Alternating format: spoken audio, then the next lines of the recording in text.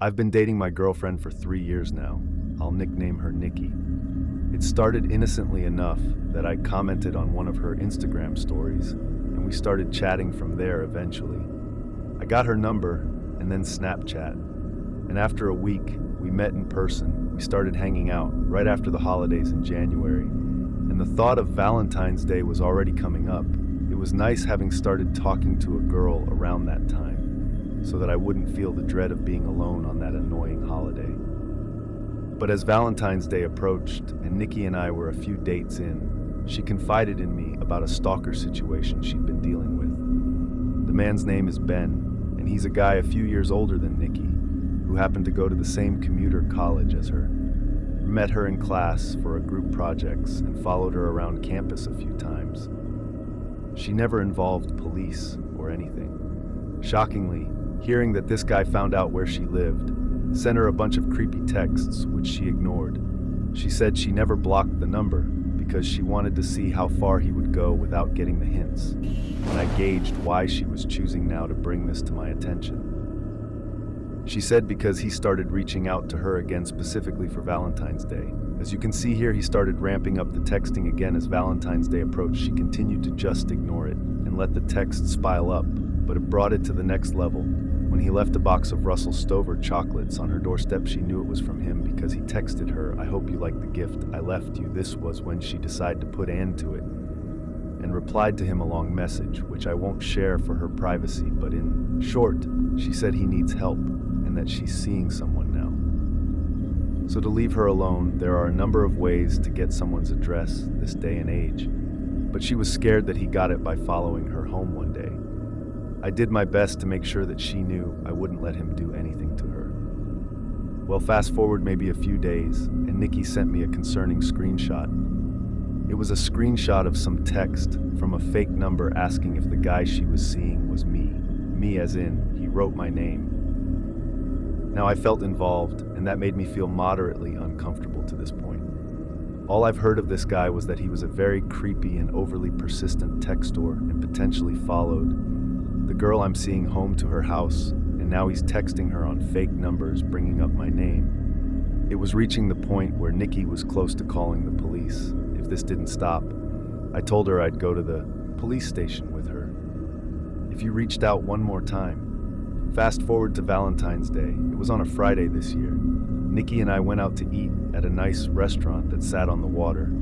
We were at an outside table because the weather was nice as we ate. We both took notice to a guy sitting on a bench outside of the dining area by the parking lot with a hat conspicuously pulled down his face, as if he were hiding. Nikki made a joke. "What if that's Ben?" We laughed. But then he slightly tilted his head in our direction as we were looking at him. And then he quickly looked away, and seconds later he got up and walked away. We weren't laughing anymore. Now we actually questioned the chances of that actually being him.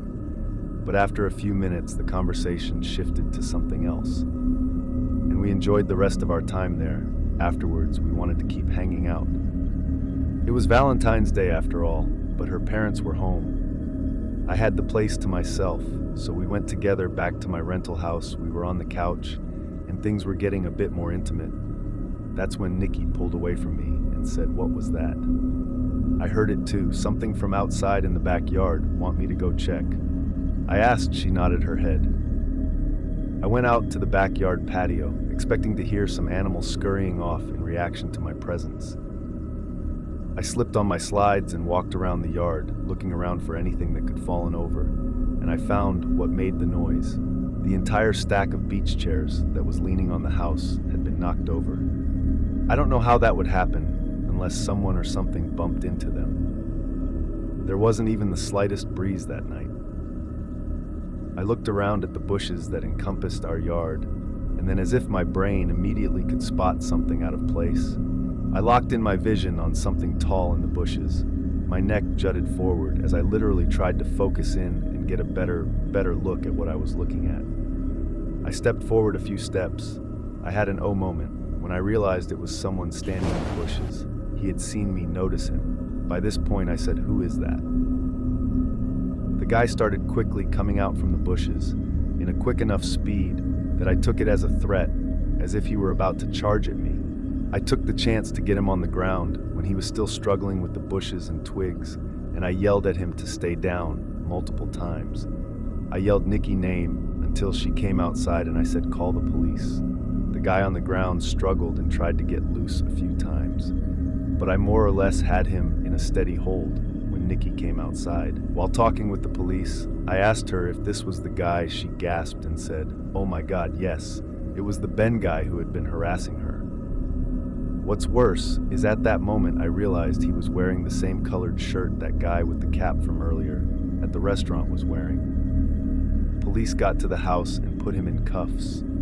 He would be charged with trespassing and taking advantage of the moment. Nikki showed the officers all of the harassing and obsessive messages she'd been receiving from him since he was already being arrested. Nikki pressed charges for stalking and harassment, which the guy ultimately ended up paying a fine for and getting a misdemeanor. Nikki got an order of protection against him, and now if he ever contacts her again, he'll be arrested again. Ben was the ultimate creep, thank God. He's at least halfway smart enough to not have contacted her again.